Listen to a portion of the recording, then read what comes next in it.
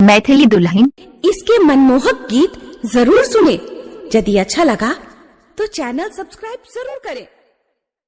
मिथिलेश मिथिलेश मिथिलेश मिथिलेश। अभी आप सुन रहे हैं लगनिया से मां म्यूजिक की शानदार प्रस्तुति। शरीफे सब तोरा मैंने रहल छौ, तोरा बारे में कोई नहीं जाने रहल छौ। शरीफे सब तोरा मैंने रहल छौ, तोरा बारे में कोई नहीं जाने रहल। पार के लही बेशर्मी के आई रगे छौरी सत भतरी निकल लछनाई रगे छौरी लट लटकी निकल लछनाई रगे।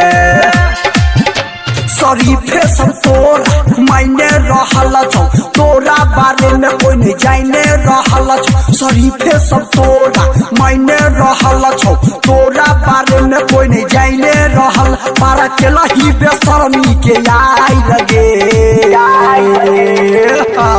छौरी लट लटकी निकल लछनाई लगे छौरी सत भतरी निकल लछनाई लगे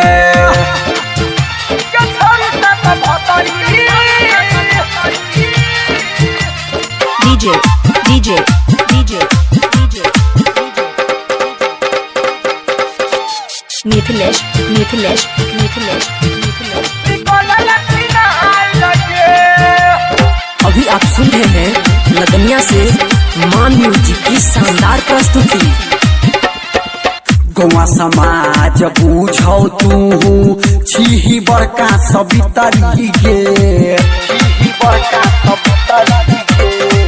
कोई न जाने चले छौ कथी तोरा मन के है भीतरी गे तोरा मन के है भीतरी। हाँ हाँ गौवा समाज बूझौ तू छी बड़का सबितरी गे कोई न जाने चले छौ कथी तोरा मन के भीतरी गे।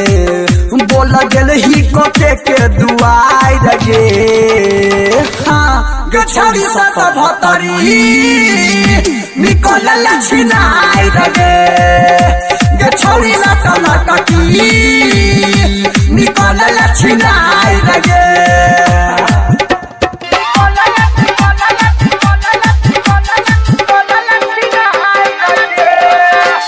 अभी आप सुन रहे हैं लगनिया से मां म्यूजिक की शानदार प्रस्तुति।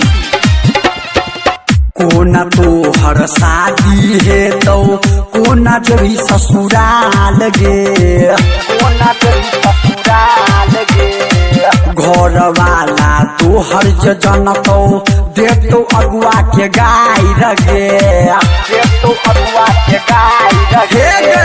कोना तो हर शादी है तो कोना जभी ससुराल गे घर वाला तो हर जन तो देते अगुआ के गाय रगे तो हर सौस करतौ माई रगे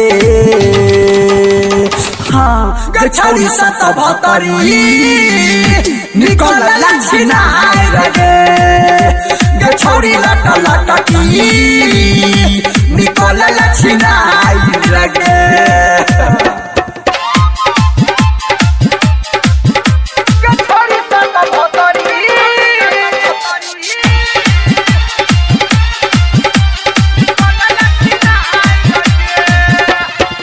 सबसे नीक हेतौगे बूची भजो लुटेरा के साथ गे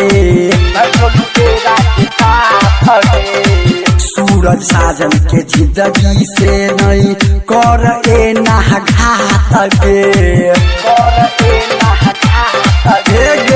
सबसे नीक हेतौगे छौरी भजो लुटेरा के साथ गे सूरज साजन के जिंदगी से नई कर ये ना घात गे संदीप देतो जिंदगी के ताई लगे